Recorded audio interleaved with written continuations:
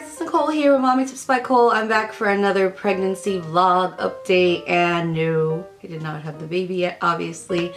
Currently I am 38 weeks and 3 days.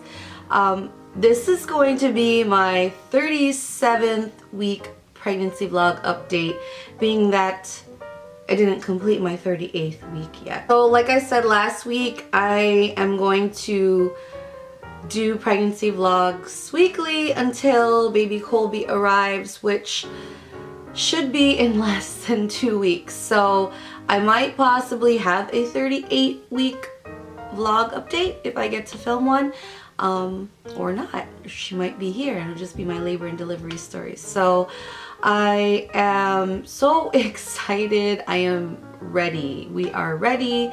Everything is ready for her arrival, and it's just day by day.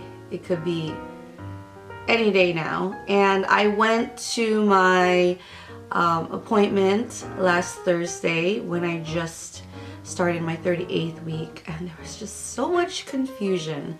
So I mentioned in previous vlogs that they asked me if I wanted to be induced at 39 weeks, only because I am categorized as AMA, which means advanced maternal age. So basically, once you hit 35, you're in that new bracket now of advanced maternal age.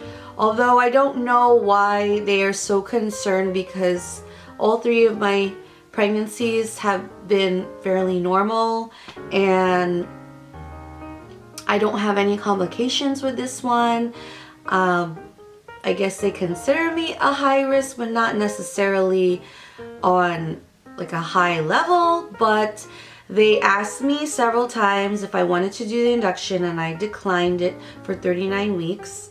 And for some reason, they wanted to start me on surveillance already at 38 weeks when I got into the room. So they didn't check me to see if I was dilated any further than 1 centimeter, only because they want to prevent doing that unless it's absolutely necessary. So what they did was just do my measurements and, you know, check everything, and baby was fine.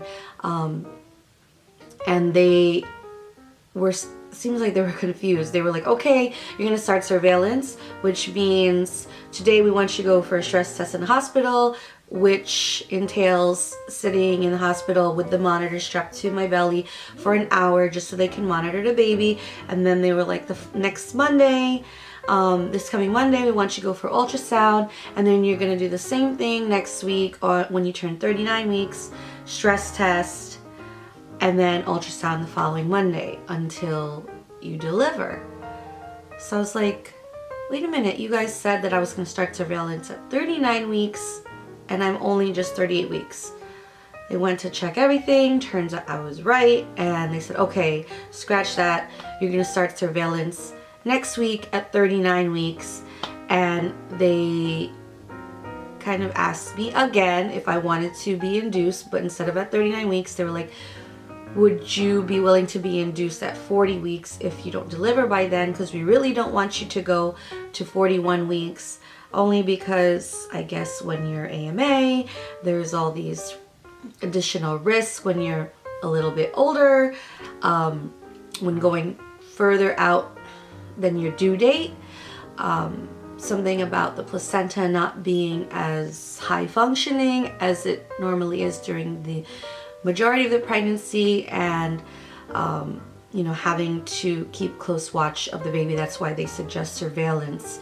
So that scared me a little, what they were saying, but I didn't want to feel pressured to do an induction if I don't feel my body needs an induction.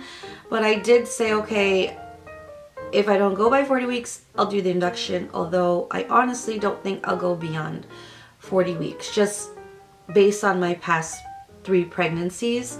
I did go into labor on my 40th week on my due date with Dylan, but I never surpassed 40 weeks. So I don't think that I will go beyond 40 weeks. So I agreed to the induction at 40 weeks. And then they also asked me if I would be, it's optional, but if I would consider getting my membrane stripped next Thursday when I turn 39 weeks if I don't deliver by then. So basically what that means is that they go in there as if they're checking you, except they turn a certain way and I don't know, not really necessarily pull out something, but it's just like kind of like a simulation to release certain hormones, I think that's what they were saying, that help to dilate the cervix by stripping your membranes. And I've heard from some people that is uncomfortable, and I don't believe I've had my membrane stripped before, not that I can ever recall because I've never consented to it. So yeah, I agreed to do that, although I don't want to have that done.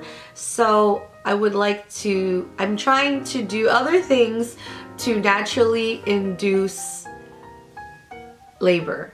So I want to try walking today. Of course, intercourse helps as well, which has helped in the past with my past 3 pregnancies, to kind of, you know, get naturally induced.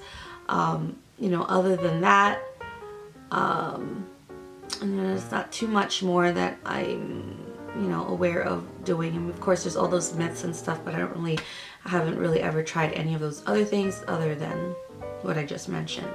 So we shall see, we shall see. So I definitely feel the drop. Some people have told me that I've dropped, and I'll show you my belly at the end of the video. I know last time I mentioned I was having horrible indigestion or like acid reflux or heartburn or whatever, a combination of everything. And while it went away after that last update, it kind of came back again the past 2 nights. When I went to lie down, I felt like, you know, that indigestion right up here in my chest. So the only way to relieve is to vomit, and my stomach has been just really weird lately. Yeah, so it's just like not super comfortable, although I'm still working, I'm still, you know, going about the normal routine. I'm not sitting around, you know, I'm not on like maternity leave or anything yet. I'm just gonna go until I go into labor. So, you know, just going about the normal stuff, and I feel good. I don't feel, it's not as difficult at this stage as it was in my past 3 pregnancies. And like I mentioned before, I feel like that has a lot to do with me being physically active, you know, fitness wise prior to this pregnancy, and also the fact that I am always running around daily with all the busyness of the 3 kids' schedules. So that's pretty much it. So we'll see. I'm sad and happy at the same time. It's mixed emotions, because every night when I feel her kick and move, I'm like, oh, this might be the last time I feel this feeling of, you know, pregnancy and the baby inside the belly. And it's just a beautiful thing. And I loved every single one of my pregnancies, and I feel so blessed that this pregnancy has been the easiest of all 4 so far. So we'll see if the labor and delivery will be just the same, the easiest of all 4. And I'll definitely update you guys. If you follow me on Snapchat, I Snapchat more than I Instagram or Facebook or tweet. So Snapchat would be the best place to keep up with me.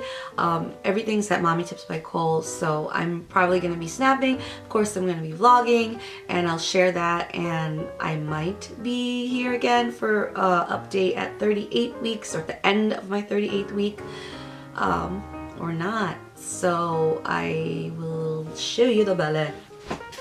So she is super big now.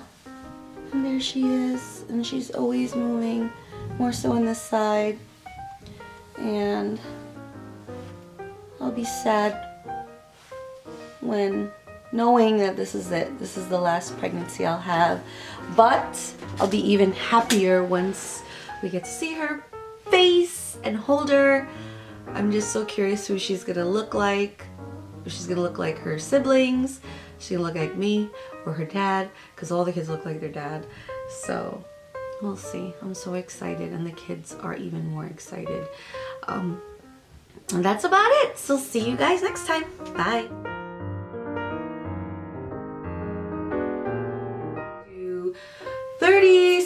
36 weeks. This is going to be my 36-week pregnancy vlog. I feel like every vlog I do for the next few weeks could potentially be my last pregnancy vlog, which makes me really sad because this went so fast. I feel like I just announced to you guys that I was pregnant.